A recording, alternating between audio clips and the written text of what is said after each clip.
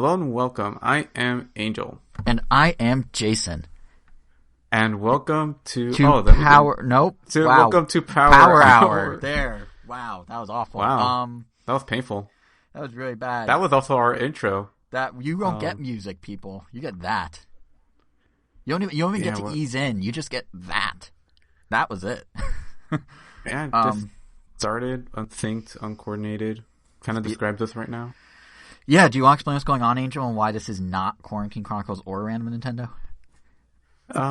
Yeah, so we just, unfortunately, Kevin, is unavailable at the moment, and we don't know why. We wanted to, yeah, and we wanted to provide something, and this is something, and now we're here. Yeah, it's, we don't know where Kevin is, truthfully. I'm sure he's fine, but we don't know. Like, we might need to, stick his face on some milk carton, or his little me on some milk cartons coming up here, because he's MIA. So we figured, like you're saying, we don't have, you know our thoughts on media, our thoughts on Nintendo, but we owe you. We didn't have a QC 2 weeks ago, and we got to do something. So it's Power Hour, whatever that means. I don't even know if it's going to be a full hour. Could be 10 minutes. Yeah, we don't even have, I guess, rotating topics every... Actually, that sounded like that could have been a good idea. We have a new topic every minute, like an actual Power Hour. Oh my God, how would that even work? And for an hour? Do you realize the time it would take to set that out? Topic? The time it would Honestly, take... if planned out right, that could be interesting. I mean, people would have we would essentially have to give 20-second impressions each, and then we move on to the... I mean, if Kevin's here on the next one, when we do an actual Power Hour of sorts. Well, hold on. We could pull this off. Should we stop this recording and write 30 topics and just do minute-long impressions of them? It's possible. I think by the time we had it done, Kevin would wake up from his deep slumber he's probably in right now and be able to do a normal QC, and it would all go to waste. But I think we could pull it off. We've only been podcasting for just about 10 years. We know how to come up with things to talk about. It's totally doable. We were just discussing this before we even started, and we could barely come up with 2 topics. Listen, 260, they're the same number. It's not that bad. It's only at 30 more than what we have. Yeah, I think we're better off just sticking with this. Maybe saving that for actual time. All right, well, let's take a cue from QC. Since we don't really do it around Nintendo as much, how are you doing, Angel? What's up? I'm doing okay. Discovered a new type of bread that's really good. I couldn't tell you what it's called, but it's very plain, soft, fluffy, and it has not so much a chocolate filling. It's not so much a chocolate filling as it is just having a pencil-sized bar of chocolate going down the middle. That is, because the actual bread itself is maybe... let's say if you extend your hand... No, that is way too big. Oh, okay. It's a little bigger than the average size of a Post-it. What? I thought you were going to be describing a croissant for a second, because that's how croissants work. And by the way, welcome to Power Hour, where we talk about bread. But I thought, croissants are usually, they just have the bar of chocolate down the middle, chocolate croissants. But this is smaller. So imagine a croissant just without, the pointy edges, but it's a little rounder. On all sides, and it just has one simple strand of chocolate down the middle. Oh, I know what you're talking about. Actually, I don't know what they're called, but they're sort of flaky like a croissant too, right? A little. Not really flaky. Never it mind, has an Italian sounding name. I literally have some. I could just run over there and look at what they're called, but then that would mean that Jason would have to detain you guys for I mean, 10 we have seconds. to. It's the Power Hour, so if it takes 10 know what? seconds, that's 10 fewer seconds that we have to worry about. Yeah, it does seem weird that we'll post the name. We'll both. I don't know if any of you remember, but on the first episode of Quarantine Chronicles, I talked about the anime Silver Spoon in great detail without ever mentioning the title of said anime. That we had to add it onto the notes on the bottom. And I gave you such a hard time about that too, because it's not like you were new to podcasting. We talked about games at that point for 9 straight years, and you always knew at some point to say the subject of your sentence. But somehow you talk about a whole anime without ever saying what you're talking about. Truly a talent. Truly a skill. Yeah, I think on the timestamps it was called Silver Spoon is the anime Angel was talking about. Yeah, that's exactly what we called it. Yeah. Yeah, but this time we are aware of it, so we'll put blank is the bread that Angel was talking about.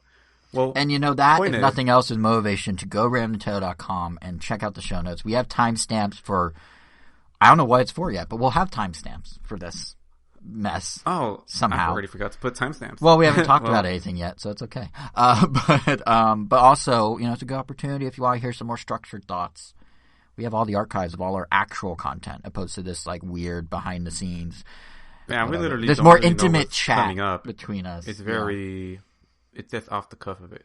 One thing I could tell you is for people who have been following the saga of how I record this podcast, because every so often in QC, and I think even around Nintendo, I'm like, oh, I'm at my parents' house, or I'm this, or I'm that.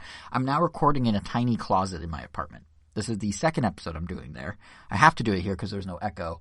But if I turn to my left, my face is in a pile of shirts. If I turn to my right, my face is in a pile of shirts. I have very little space to work with. But just to bring closure to everyone who can't sleep not knowing, where I'm recording these days, it's a closet.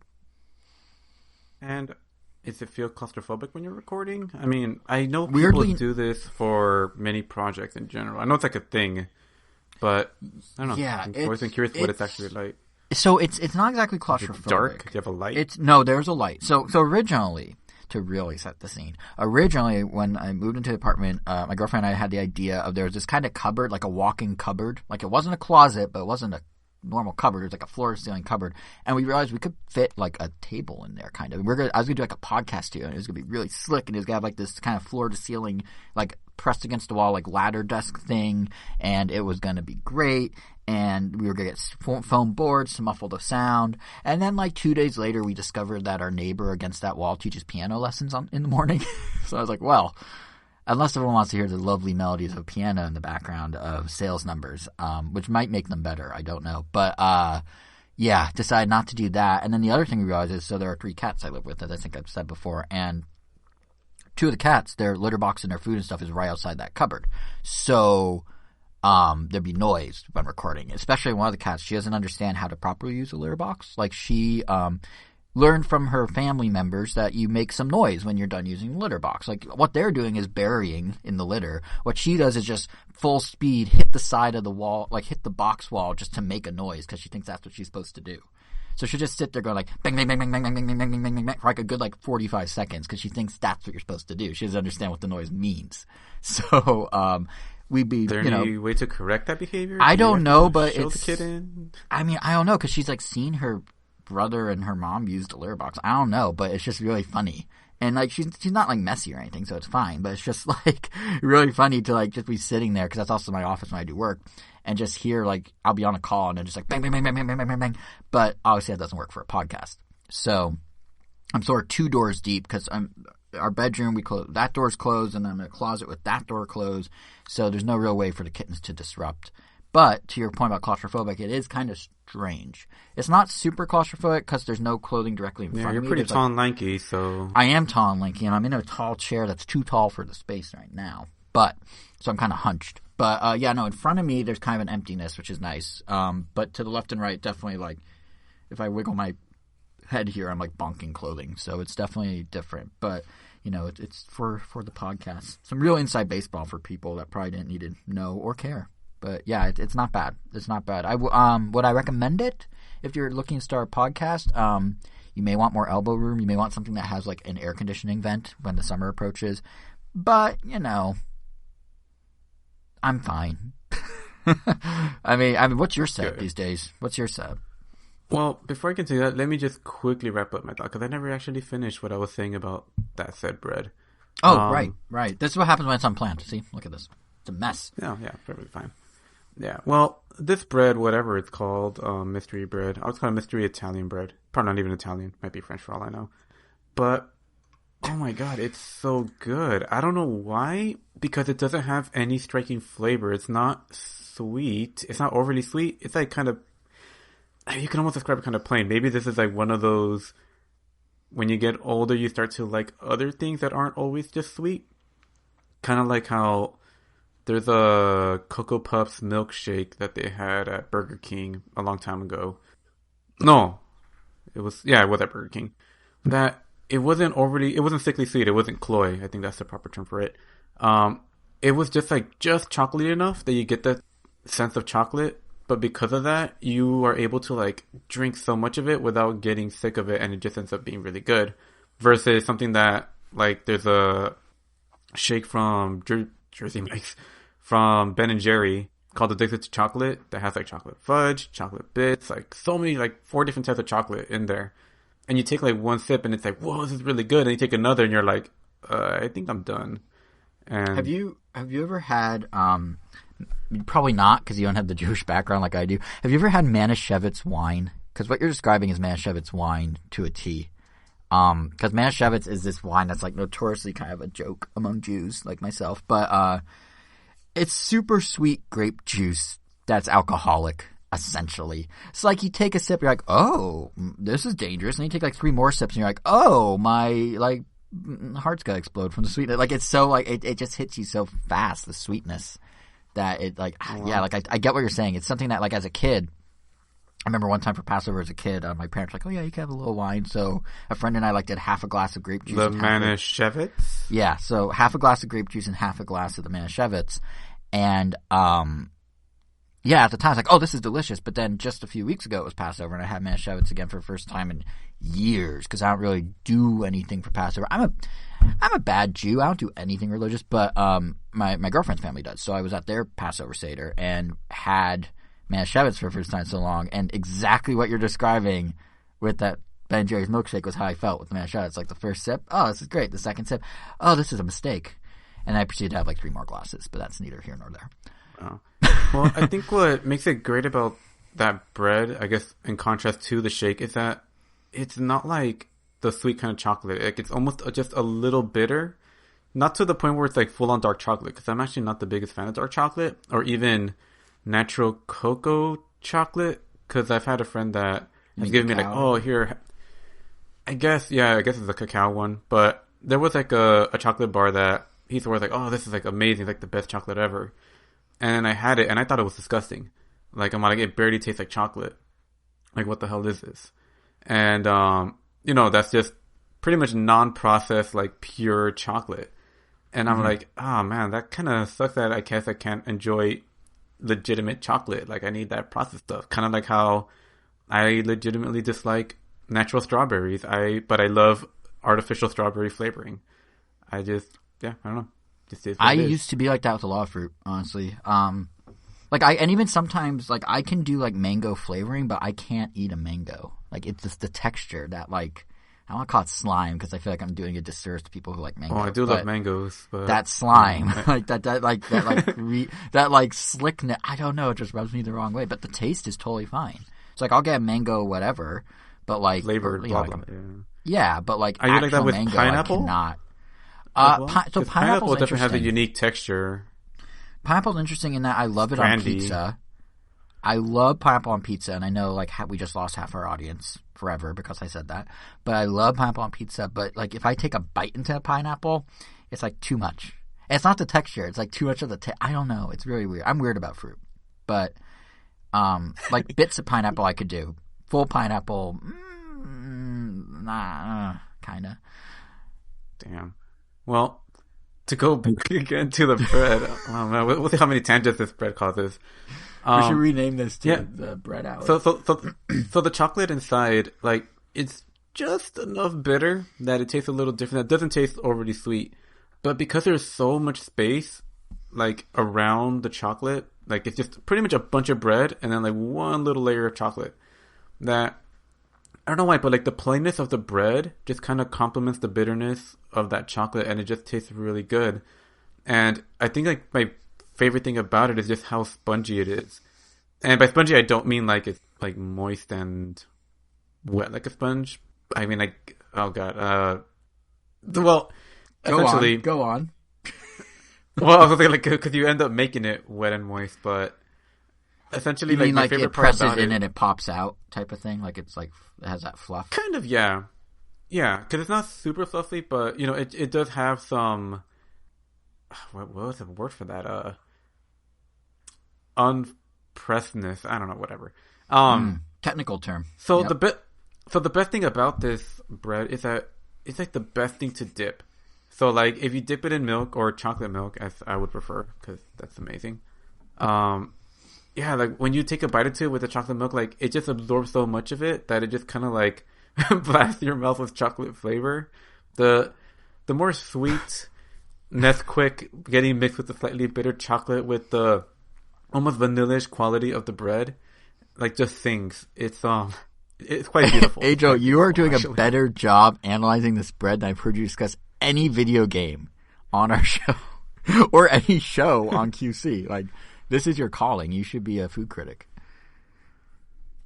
You're not speaking words. You're telling. You're not saying words. You're speaking poetry here. Like, you should invest in this in your future. I'm just like very impressed by this bread because normally, like, I would say one of my favorite breads of all time, just like coming from like a more like you know, Mexican, being exposed to more Mexican culture and like the Mexican breads that we usually have. You know, you have your borregos, which are just like these round, sweet breads with a chocolate or vanilla or something strawberry like sugar coating on top.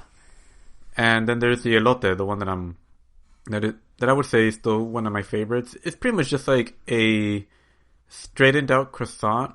It's not croissant bread, it's just the shape.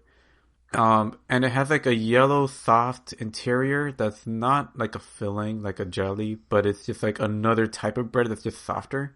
But it's all coated in sugar. Everything in, like, all the sweet breads are just like coated in sugar. It's like they literally dip the bread in sugar and take them out. But this one is like the opposite. It's like trying not to do that, but I somehow end up really liking it. Is it my favorite bread of all time? I don't know. I think I really need the chocolate milk to like really bring out its full potential. But yeah, I don't know. I would really recommend this, whatever it's called. And whenever I find out whatever the thing is called, I will make sure to put that on the bottom because I think it's worth a try. At least the chocolate milk. Maybe if you like the... Oh my god, speaking of chocolate milk. Oh boy. How many... I mean, are you kind of like a powder, different types... Oh wait, you're not even a milk person. I don't drink milk. Man, we're reviewing so much. Wow, it's such what an a intimate weirdo. conversation. I've talked about being bad at being Jewish. Talked about bad at humaning. So why lactose? So why? I don't know. So as a kid, man, you guys are learning my deepest, darkest secrets. Yeah. So as a kid, I didn't really like milk. Occasionally, I tried chocolate milk. Came up it would in be okay. Any podcast. I don't know how it would. Frankly, like what are we doing? Talking about Zelda, and I'm like, yeah. And what's really cool is so Lon Milk is back for the first time since Ocarina of Time, and you just go, but you don't drink milk. Like, how would that come up? I mean, that sounds like something that we would have said. Actually, 100%. I think I just exactly played it out how it would come up. But yeah, no. As a kid, I didn't really like milk. To the point where like my mom was like, "You're not getting enough calcium," and would have me like as a kid like have a Tum tablet a day because there's calcium in it.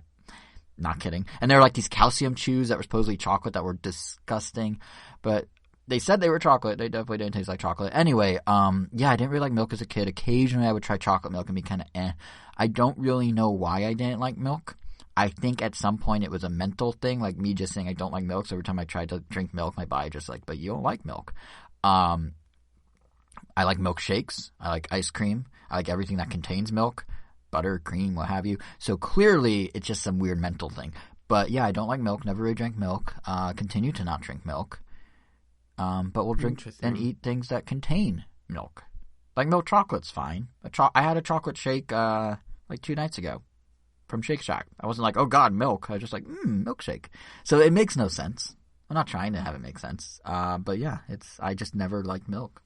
I never had milk. Oh man. Well, apparently I'm missing out based on that reaction. Yeah, just a little. Like maybe not so much like regular milk. You know, just the regular white stuff. But there are many a variety of, I guess, like flavor enhancement powder. Let's just call it that. I grew up with trying a few different types of Nesquiks that were very different and just, I don't know, they were all really good. And I am shocked I haven't revisited any, but I guess they're not exactly the most readily available thing. At least at Costco, which is usually where we go shopping. I think I would have to go to, I was going to say an Albertsons, but that closed down near me. I think I don't know if that's a common thing nationwide, but yeah. No, they had to sell off some Albertsons because Albertsons and Vons merged. So Albertsons and Safeway, for people outside of California, merged, and part of the deal. Why didn't it turn into a Vons? It turned into that's the thing. No, that's the thing. Is because of how many stores, because of the footprint they would have, being this one conglomerate that would essentially be Safeway, Vons, Albertsons, Pavilions, Lucky, and I think another one, because they each own like 2.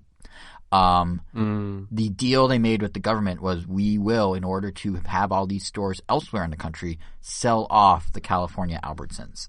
So all the Albertsons in California basically shut down at once. And suddenly all these neighborhoods that would have Albertsons as their primary grocery store didn't. And some sat empty for a while. Smart and Final, which is kind of like a weird hybrid of like a Costco and a supermarket, took over some of them, but then some of those ended up closing. There's Fresh and Easy, which was kind of like a fast, casual, like pre-made food place that also was a grocery store.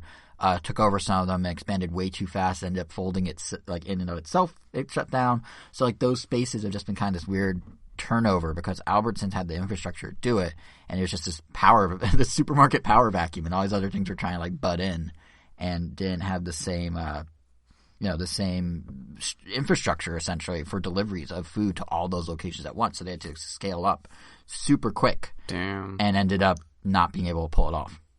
So, and there's the kind of like typical analysis you expect from these podcasts. Just usually not about supermarkets and about video games, but gotta slip it in. Yeah, you didn't expect that, did you? You did not expect that. No, but it gives me much appreciated context because there was a period where I guess the Albertsons that I'm referring to, that's like about 1.5 miles from my house.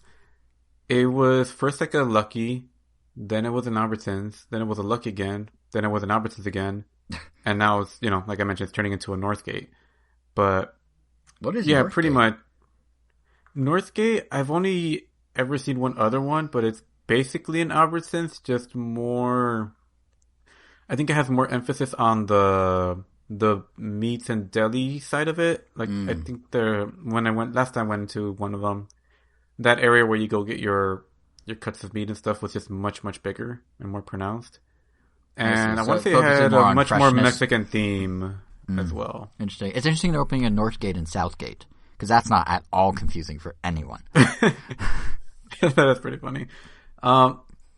Don't quote me on this, but I want to say Northgate was started. It was like an American Dream kind of story where someone came in with almost nothing and they started a supermarket where it was supposed to be like, all the local things that you want from Mexico, but here in the U.S., and then it kind of blew up into that.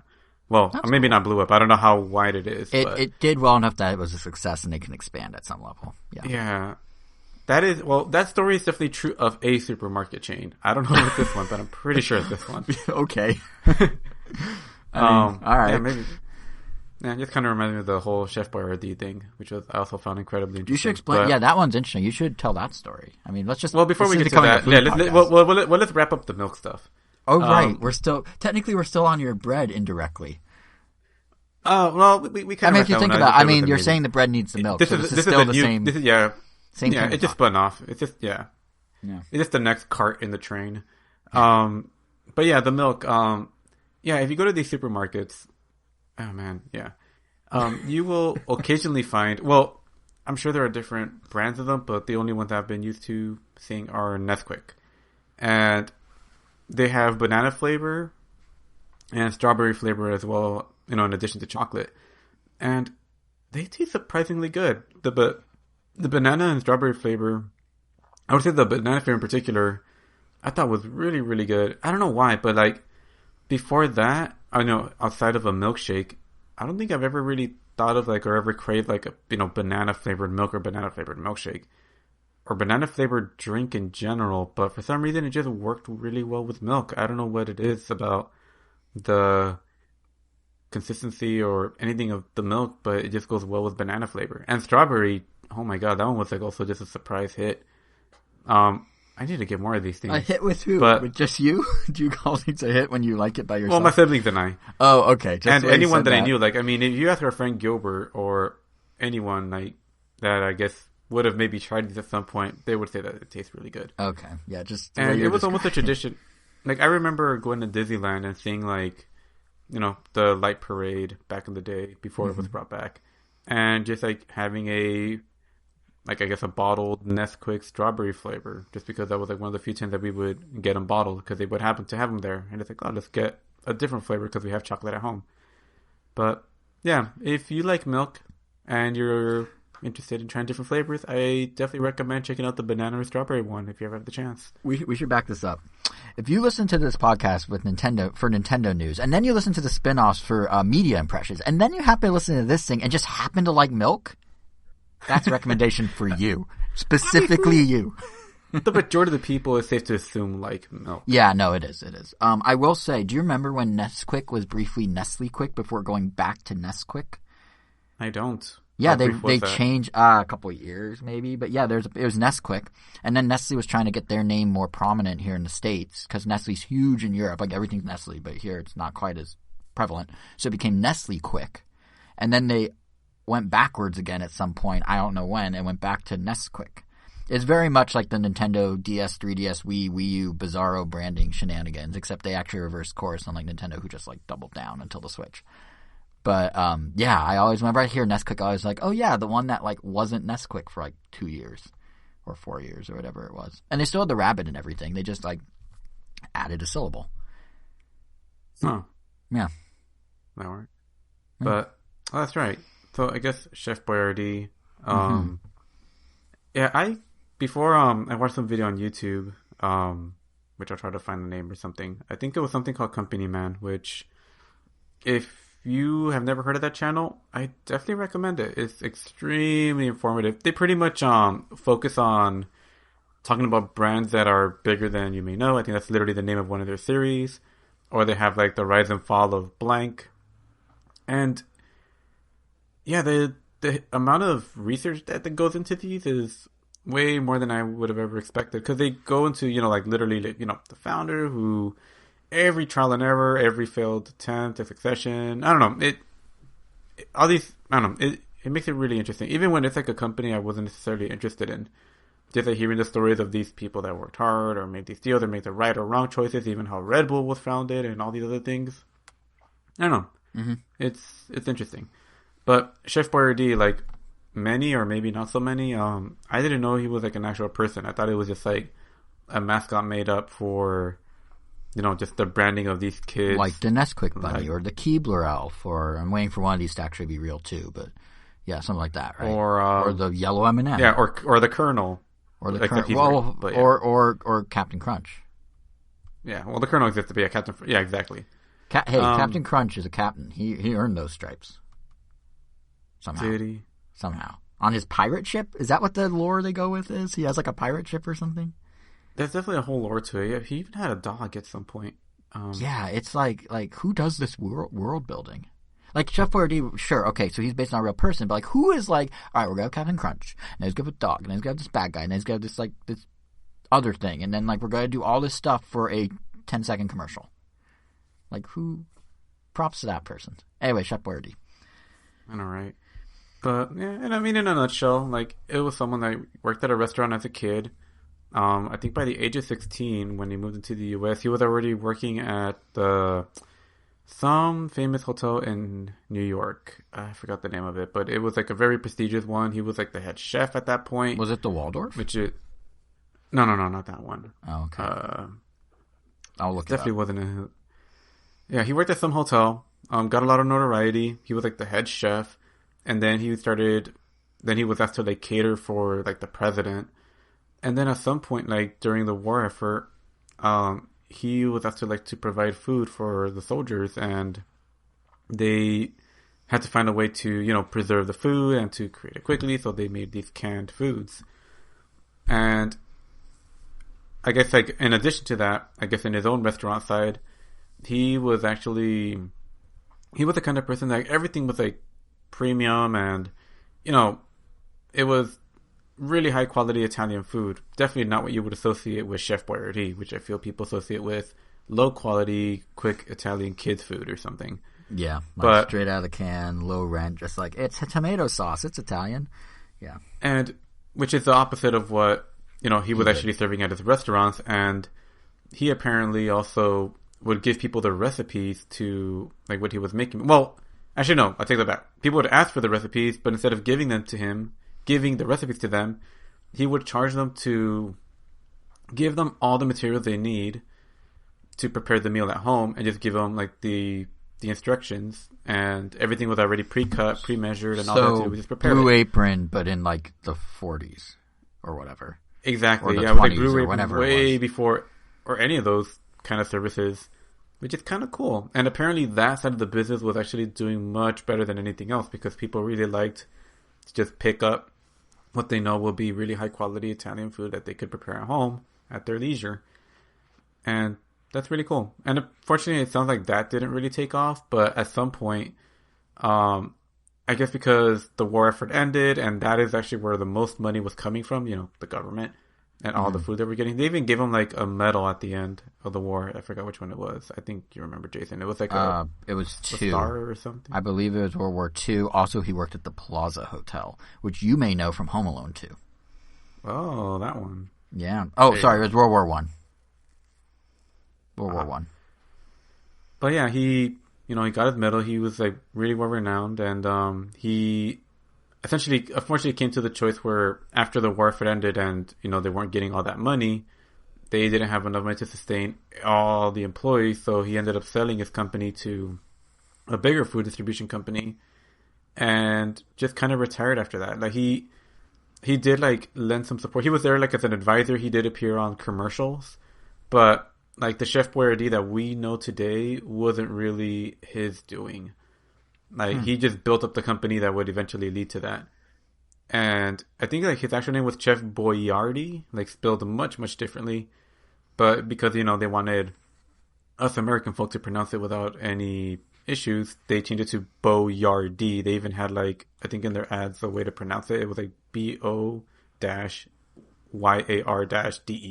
Yeah, and they like in the commercials, I remember they even like sort of emphasize each syllable in the little animation. Instead of Boyardee, it was a BOIAR. I don't know, it's a completely different spelling. But I don't know. I thought that was really interesting. I would have never known, and I would have never bothered to even research this unless just because I just happened to follow this random channel that bothers to go into all of that. And I mean, just as interesting stories for Casio and Sony and Texas Instruments, damn. It is interesting that he was so ahead of the curve with Blue Apron. I mean, the thing about Blue Apron, I use Blue Apron. It's great. But the thing about it is, you need the infrastructure in place, right? You need to be able to have shipping that can turn around basically in a day so the food's fresh. You need to have those ice packs, which are super weird. I don't know what they are. They're not actually ice. So you get it, and it's like this frozen solid thing. They leave it in the sink, and it's plastic, and it turns into this gel. And they just squeeze the gel out and wash it down the sink, and it's totally non-toxic and, dissolves.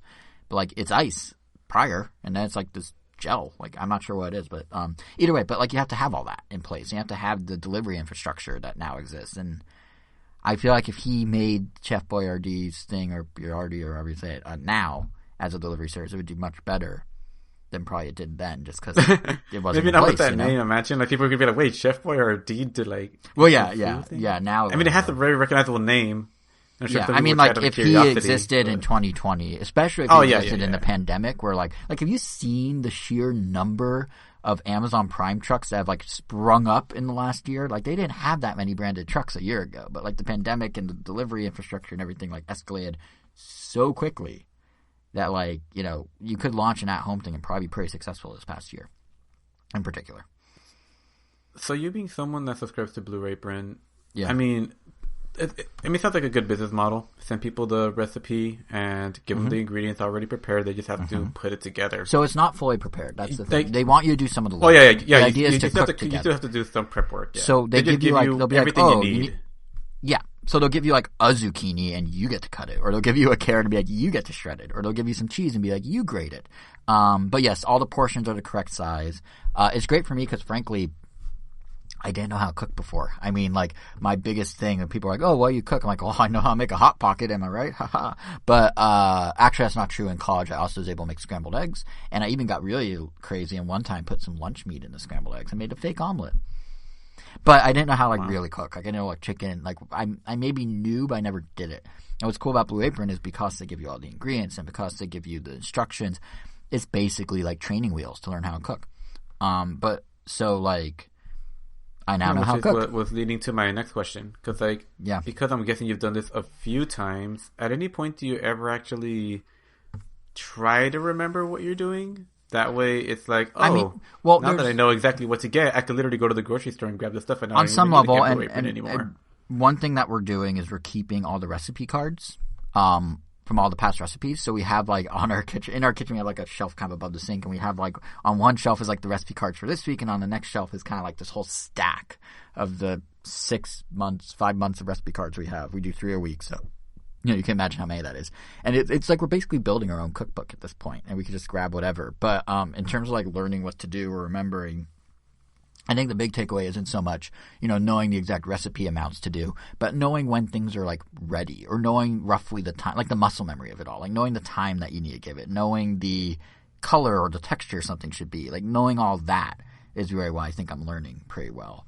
And we surprisingly had few errors along the way. Like I can only think of one meal, maybe 2, where it was like totally botched by us out of, maybe over 100 at this point. So, it's been, if I did that math right. So it's been good learning in that regard, just to kind of understand the mechanics of how cooking food works and what to expect. A chicken look like a certain amount, or rice, if you don't have a rice cooker, like what's the right amount of time with our stove, with our, pot or pan or whatever to get it not be porridgey, like all that sort of stuff. And do you think you're any closer to taking off said training wheels? Well, it's funny because we the Blue Apron subscription actually was a gift from my parent, like a housewarming gift from my parents for like 5 or 6 months, and we are about at the end of that run, and I think we're gonna keep it going. Not because we're worried about like the training wheels, but because there is something very convenient. Lazy? Yes. There's something very convenient about, especially as COVID is still kind of going, even if it's wrapping up and everyone's getting vaccinated, there's something very convenient about not having to go to the grocery store and deal with all of that and just having the stuff sent to you. And the value's pretty good. How much is it? Yeah, I was going to say, it obviously has to cost a little more than, it's saving you the time. So. No, it does cost, it's less than eating out. It's more than if you just get it like raw at the store, so to speak. But it's, I believe it's, I think it's $60 a week for 3 meals that serve 2 each. So 6 meals for $60 a week. But each meal, wait, no, that's wrong. So $10 a meal? I think I have that wrong, because I think I did the math. It came out to $5 a meal per person. Maybe. 3 meals, two meals a day for 6 days? No, then it's $10 a meal, which isn't that good of a deal. But, yeah, I guess it's $10 a meal. But then, like, to give you an example, so okay, let's say a chicken meal is $10. Yeah, because it's $2.40 a month, and there's 3 a week, and they each serve 2 people. So yeah, I guess that would be $10, huh? But let's use the chicken one for example. So they give you enough chicken for each to have like some chicken. Now that also comes with all the other stuff, like the rice, the veggie, what have you, and that's $10. One of the times the chicken accidentally leaked in the bag, which happened. So we ended up going to pick up some chicken. Like it's in a double bag, so it wasn't bad, but once the chicken's punctured, you don't want to use it. So we go pick up some chicken. We ended up getting double the chicken that they gave us for $8, but we still would need to buy all the other ingredients. So theoretically, if I had to guess, that would be like, $13 for everything. You probably have a little more than just the one meal. You probably like a meal and a half worth of some of the ingredients. Like the chicken was, I think we had enough for about 1.5 meals. So at that point, it's like, all right, it's a couple bucks less. We're losing a couple bucks per purchase because we have like a meal and a half worth of ingredients instead of a meal with Blue Apron. But then again, you have everything there for you. You don't have to like go to the store. So that becomes like time versus money. And so yeah, I think we consider it a good value for what it is. And it's all like healthy and fresh, and that's the key thing. It's all super fresh. So yeah, but it's been interesting because I didn't know I could cook, and now I can. Jason is evolving into. What's the most you've cooked, Angel? Because I've never seen you. I've never seen you cook. I've never seen you adulting. What do you do? Do you cook? No, I don't think I've ever. I've maybe just helped prepare some stuff a long time ago, but nothing. I never think I ever did any of the heavy lifting. Just make meatballs, just like making meatballs, but for a stew, not like for like spaghetti stuff. Spaghetti stuff. Yeah, spaghetti stuff. spaghetti stuff. I mean, at most, AKA Italian the food. the most I did was just like kind of baking. Just baking that bread using a rice cooker. Right. That was years ago. Yeah, that came out really good. Almost wasn't it rewarding though? As that mystery bread that I don't know the name of. Isn't it rewarding though? Like when you did that, because that's something I didn't expect with Blue Apron, and I feel like this is an audience of two because we're probably the only two people we know that like don't cook until now. But yeah, like I didn't expect like making your own meal and like setting it down and being like, yeah, I made that, and then eating it and be like, whoa, that's good, and I made that. Like it's very gratifying. Like no, it is very when gratifying. The bread came out well. It's very gratifying. It makes me feel like, I could just do this more often, and then you don't. Well, I did it. But I mean, one day. If we didn't have Blue Apron showing up 3 days a week, I don't know how often we'd actually cook. And I should rephrase, they send it to you in a box at the start of the week. In fact, I think the box is probably sitting outside my front door right now as we record this. But, yeah, and then you just kind of... it has ice inside or something? Yeah, it has that weird ice gel stuff I was talking about. I see. Yeah, but... Yeah, and it is hot out today in LA. What is it right now? Maybe I should go bring it in. Yeah, it's 83 outside. I should probably bring it in when we're done recording. but yeah. But yeah, so Blue Apron's interesting. No, I was going to say, speaking of hot summer heat, though, I guess a friend of ours, like literally a few hours before we started recording, sent us, I guess, that news that Tokyo Disney Seas is opening up a Peter Pan, Tangled, and Frozen area. Yes. And did you get to go to Disney Seas, Jason? The last time I did not when I went to Japan. No, I made the conscious choice at the time, maybe the wrong choice. Of, like we have Disneyland in California. In fact, I'm going to Disneyland first week of June. But we have Disneyland in California. I don't need to go to Disneyland in Japan. I should go do Japan stuff in Japan. So you made a dumb decision. Arguably, yes. But maybe not. Because now when I go to Disney... No, well, hold on. When I go to Disney Seas now, the next time we go, I have way more new things to experience than just, like, the 2 different rides. So now there's, like, 5 different rides. So to, I guess, like... process what Jason's train of thought was, we don't have a Disney Seas here. Disney Seas is a completely different park compared to Disneyland. So Disneyland, Tokyo Disney is, if you look at the map, it's almost identical to ours. So yeah, like that makes sense. I didn't go to Disneyland in Tokyo. Right. Because it looked too similar. It's like, why would I spend most of my day there or my limited time on a park that's mostly the same with like a few exceptions? But there, instead of a California Adventure, they have something called Disney Seas, which I think also predates our California Adventure. Mm-hmm. And that park is mainly revolves around different coastal areas around the world, fictional or not. Because you see, in Disney's mind, if you're going to be in an island nation like Japan, you better do things involving a coastline, because Japan has a lot of it. That's probably how that ended up there, in all honesty. Yeah. Which is such a dumb logic of like, oh, well, they have coastlines. We have coastlines. Let's do a theme park about coastlines.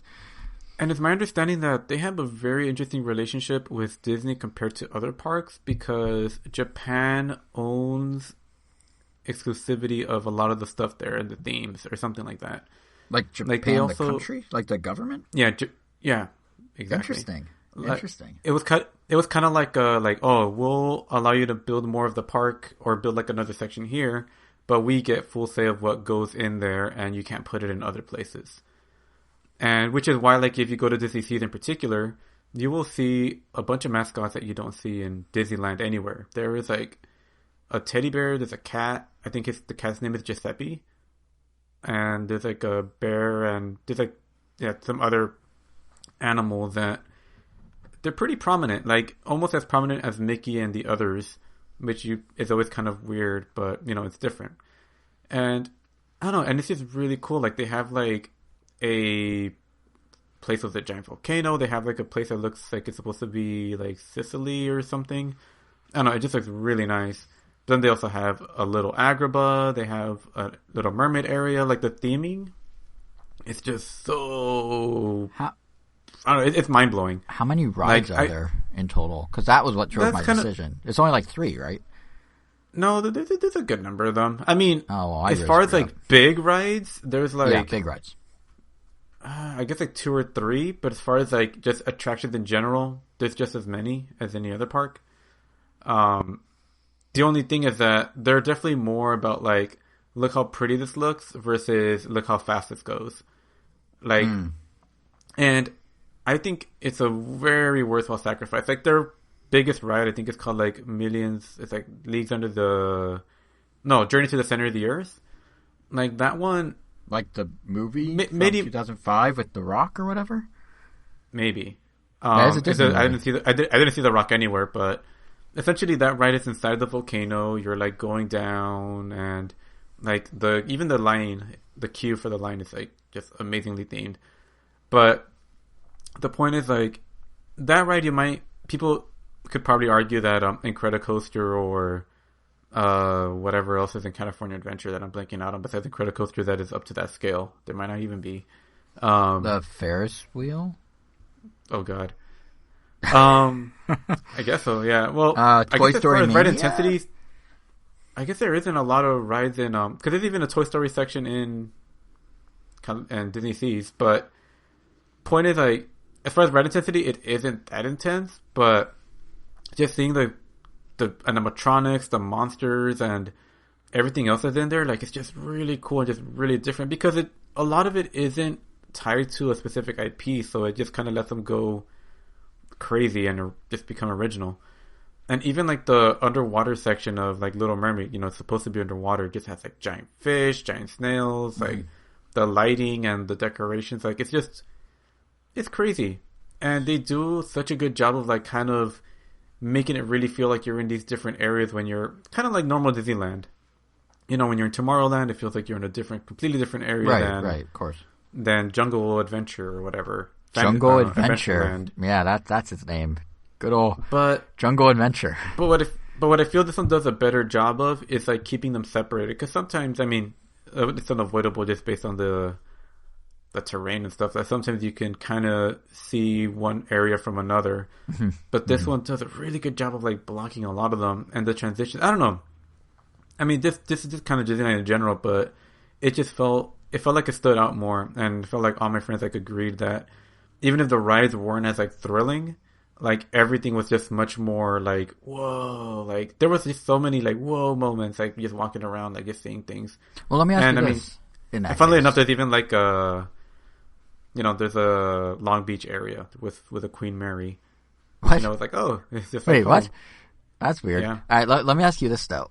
So if you're saying it's kind of cool because it's its own isolated thing, it's really about the spectacle, how do you feel about the fact that what they're expanding it with are 3 very established IPs? Yeah, like it's Frozen, like, it's Tangled, it's whatever the third one is. Like, do you think that's going to hurt the immersion of this kind of weird, separate, I don't like think they got to so. do what they want with Journey to the Center of the Earth and that sort of thing? Or because as I've mentioned already, like they have an Agrabah, which, very much Aladdin. They have a Little Mermaid area, but neither of those things are in any other place. And the way I saw it, it's like, oh man, if it's going to be in in Disney Seas, then they're going to go all out with the theming and make it look really awesome. Fair. So okay. It was just kind of that. And like Peter Pan makes sense because there's a whole it's on an island. There's like water and stuff. The ones that I was having more trouble, like, I wonder how it's going to fit more into the Disney Sea side of it, were Tangled and Frozen. Although, that being said, Frozen isn't exactly has the shore. For... True. I was going to say, Frozen has the towns on the shore. Oh, yeah, you're right. But I kind of forget that when I watch the movie. Tangled, and Frozen, ice, frozen water, But Tangled's the one I don't get either, now that you mention it. Because that's inland. It's on a tower. It's very Rapunzel-y. Yeah, but that being said, Agrabah is there, and I think no one will think of water when you think of Agrabah, because it's supposed to be like a desert. But the section where they did it is more like a marketplace, and they have like the nice palace fountains. It just kind of works. If anything, it was just a nice way to break up the water, just the fact that everything does kind of revolve around water. But water world, if you will. Yeah. Not to be confused with Universal's water world, but Because it almost does feel like, it's all one giant unified theme with those exceptions, I guess. But, I don't know, it's just all great. And, I enjoyed that part so much that I enjoyed that place so much that I went there twice. Like, I went once with some other friends, and, oh my god, their version of Fantasmic, the light show, like, way better than the one we have here. It feels like it's much longer. Because I remember recording it, and I was, like, comparing it to the one that we have, like, oh, wait, we didn't have that. they have like a giant Stargate that emerges at some point, and I don't know. What? It's crazy. Wait, what? Like really? They really went all out. Huh? And yeah, because when I was fun time just walking around with like a beer on hand or maybe two and whatnot. But right, yeah, because when I was looking up going there, like, cause when my friend and I went to Japan, we were looking it up. We're like, oh, there's only like 2 major rides. You know what? Let's just not. But I didn't realize it was so like unique. Yeah, it's just the theming is just really, really great. Like, it's definitely worth. Like, if you're gonna go to one, I would definitely pick Disney Seas because it's also something we don't have there. We don't have here or anywhere. Right. It's like it's the Tokyo thing of Disneyland. But yeah, definitely recommend that. And I don't know. I'll be curious to see. I don't know if we'll even have time to go to, or if they'll even be done by the time we go to Japan. I mean, I know we have a trip coming up. Who knows when? Who even knows when? I mean, it's fun. Yeah, because we're gonna do Nintendo World, and it's gonna be a big group of us, and we're gonna go originally in 2021. Definitely gonna also go to Universal. Really want to go last time, but just always miss the chance because there'll be a Godzilla ride by the time we go there. That's apparently going to be a permanent fixture, which is awesome. And they always have some kind of partnership with Capcom every year. It's usually Monster Hunter. They'll have like life-size animatronic versions of the monsters and the armor and their move, and it looks awesome. It's like sometimes they have Resident Evil collabs, and they'll have like a whole Resident Evil maze where you have to run from Nemesis and all this other stuff, which is like, what the heck? Like, why don't we have any of this stuff here? It's their because we have it's their version of Halloween Horror Nights. I mean, obviously Monster Hunter's not Horror Nights, but we do those sort of collaborations at Universal here in LA does that sort of collaboration with like Stranger Things or any of those. I can't remember any of the others off the top of my head, but they do. Yeah. They do. It's just the IPs are a different focus because here, I guess it's just interesting when the primary media is movie and TV, not games. Like Japan is way more. Yeah. And I mean, like, it's not to say like I'm so disconnected from the media here that it's like, oh, Japan's are all the best because I think Universal Studios here is also really, really awesome, and I love what they do. But like seeing these franchises that I put to really high regard, like I mentioned, the Godzilla, the freaking Monster Hunter, or Resident Evil, and I know they do something with Attack on Titan every year, with like these life-size 1-to-1 Titans you could take pictures with and stuff. It's like, that's I wish I was here. There is something to be said where I'm like, oh, the primary media here is movie and TV. Like, not really. I mean, it is in the culture, but like in terms of like what the culture perceives. But gaming's the biggest form of entertainment in terms of money. Like, it is odd, and I think it's starting to come around as like gamers become like parents and adults and whatever, but more so now than even 10 years ago. But it is odd that like video games are always like, oh, well, why would they do a video game where there's like a movie or TV show? Like, why are they doing why not Resident Evil when they can do Stranger Things? But like, really, Resident Evil's huge. It's sold like 120 million copies over the years. Like, video games are a huge market. It's so weird how our culture is still backwards like that. Yeah, I mean, we are finally getting some headway with that with Nintendo in Universal Studios California. Yes, that's true. Construction's underway. They just put up the sign a couple weeks ago on the wall. It's happening. But even then, like, Nintendo's like an exception, it seems.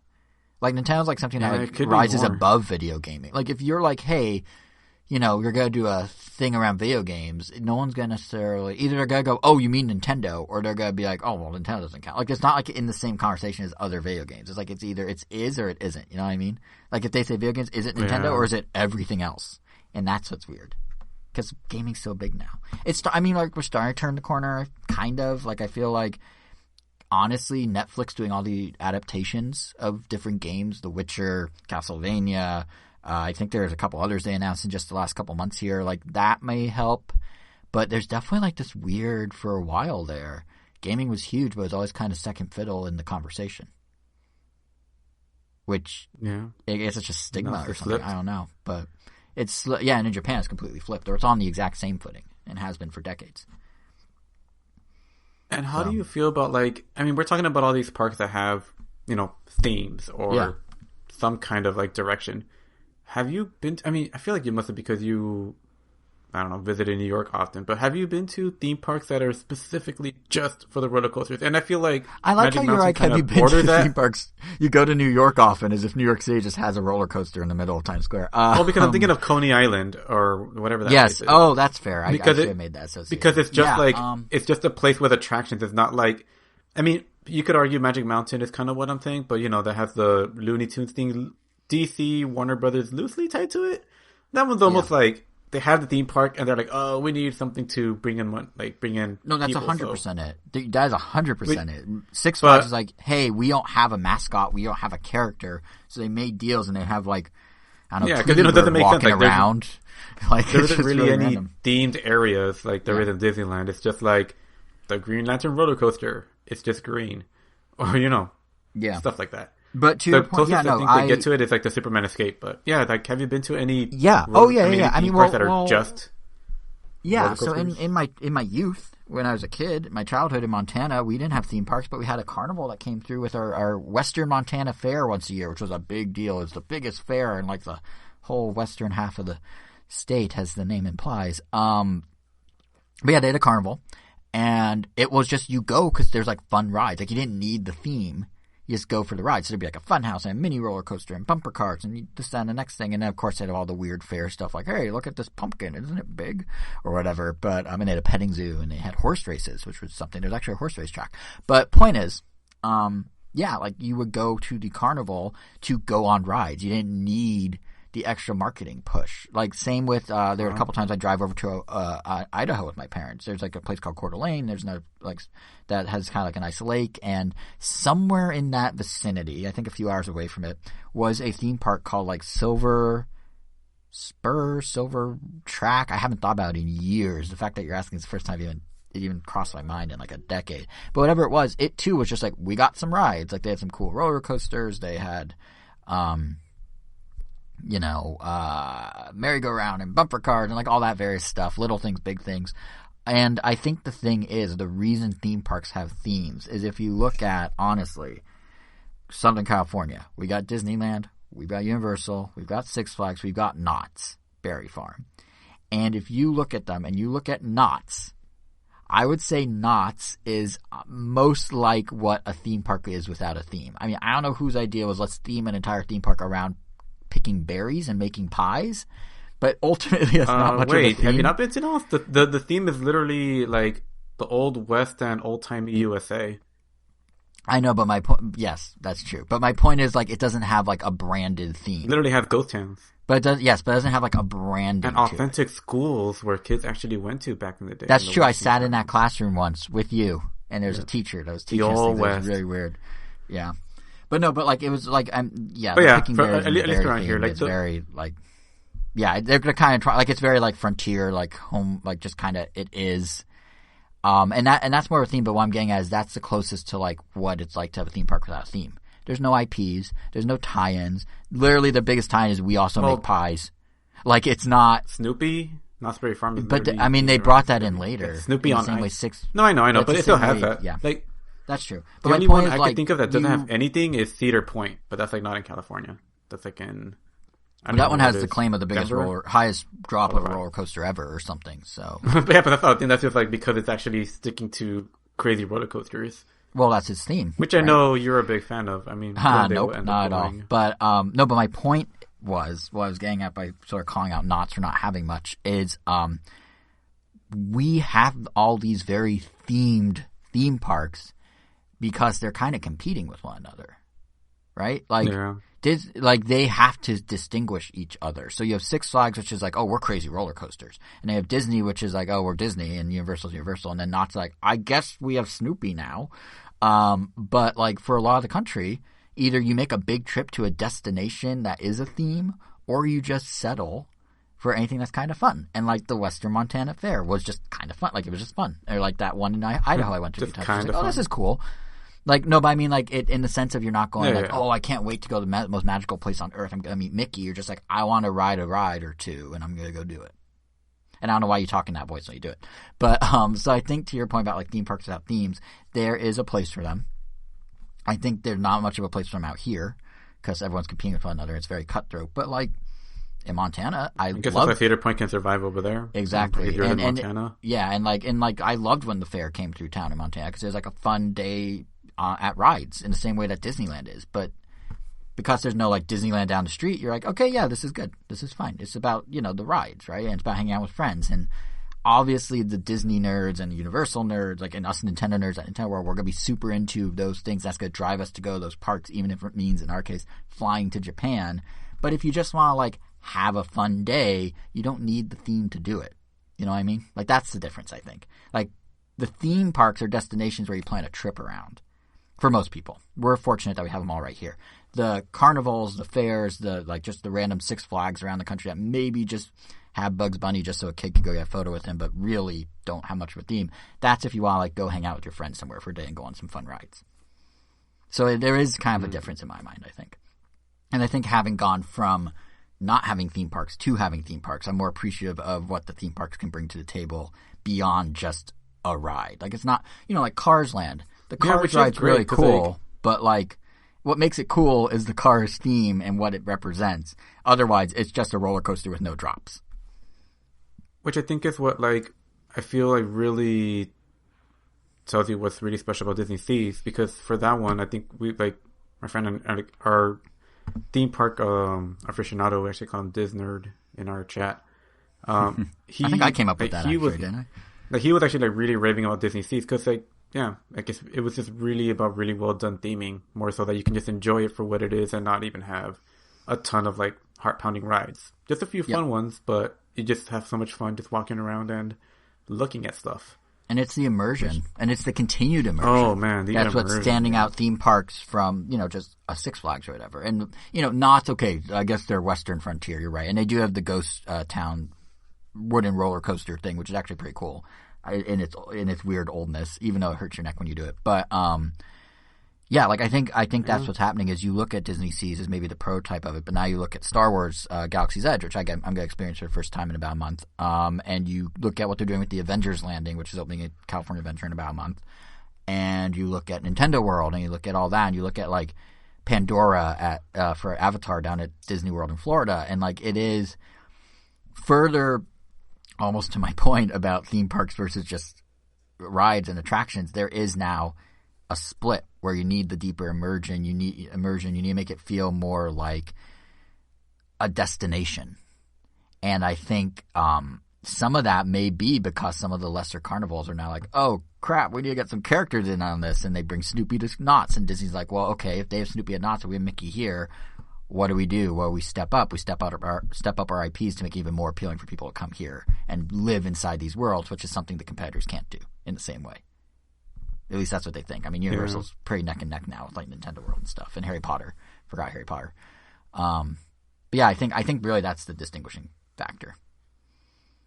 Is the immersion. And plus, as people go more online and like to share on social media and, like, there's digital things you can do, like go live in Fortnite for a while, like, you really need to step up the immersion to sort of, in the same way that movie theaters need to come up with more ways to get people into seats in a movie theater, like, there's so many cool things, and even traveling tours. Like, there's stuff Nintendo's put together that we've gone to that we're like, whoa, this is, like, really legit. Like E3, like their booth, the way they turn it into, like, kind of like a makeshift New Donk City one year or whatever, but they have these huge statues of Mario and, like, the bullet bills and all that. It does feel like a mini theme park. So even because of that, like, if Nintendo's able to do that for 3 days, Disney has got to do something on the scale of Pandora or Galaxy's Edge, I guess Tokyo Seas, based on what you're saying, to sort of be like, well, if anyone can materialize those things for a weekend, we got to do something that's more permanent, that's more grounded, that really you got to spend your money on. And I think that's a large part of why they're now doing that Star Wars hotel in Florida too. I don't know if you know about that. There's a hotel that you get to stay in next to Galaxy's Edge in Florida. The entire hotel is themed like Star Wars. The windows are all screens that make it look like you're in space or on a planet. All the staff are like Star Wars people. They're, like, kind of dressed like they're in that universe. There's droids rolling around. There's, like, lightsabers you can buy. Like, it's supposed to be like you are on a ship in Star Wars. Because at that point, Disney needs to figure out, well, if all the hotels are pretty decent quality around here, what do we do to be able to charge you even more and make you feel like it's even more worth your while? You got to turn the hotel into a themed experience in and of itself.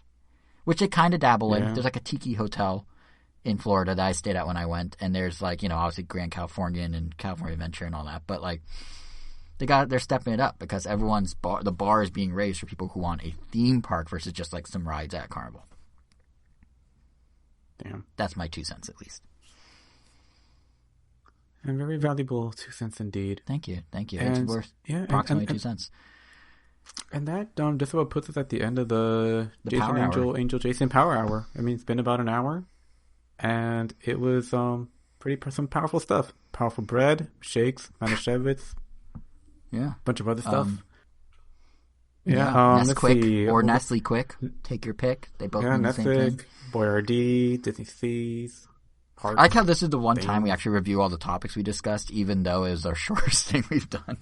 Like, we do 2-hour episodes where it's like, you know what we talked about this, and we're like, well, let us tell you. We talked about bread. We talked about more bread. We talked about milk. But yeah, this was as far as housekeeping, you can follow me at Weiro, WEIRO_O. You can follow Jason at whatever it is. JSR7. Wow, we've only been doing this for a decade. And you can listen to us at various places. Mm-hmm. Would you like to elaborate on that? Spotify, Stitcher, randomnintendo.com. Correct. And our YouTube, randomnintendo.com, and Apple Podcasts and Google Podcasts. You can follow us on Twitter at randomnintendo so you know when our next episode hits, our next regular, our next QC. Hopefully Kevin's alive. Actually, you should also follow Kevin at KVN Gomi, so you know where he is and what he's doing. Because you may know more than us. He may have tweeted while we were doing our Power Hour, and we don't even know. But you could. You could know. Yeah, and because this is like I said earlier, this is extremely off the cuff. We don't really have an exit, so I guess we'll just end with our slogan. We have a slogan? And the thing we used in the beginning. We have to talk in unison again? Yeah. Okay, so are we just gonna so we're just gonna say like this was the Power Hour, I guess, but in unison? Yeah, and this was the Power Hour. Yeah, on 3. Okay, on 3. Okay, you count it in. All right, 1, 2, 3. And this was the Power Hour. No, God damn. What? All right. What? What did I do wrong? All right, bye.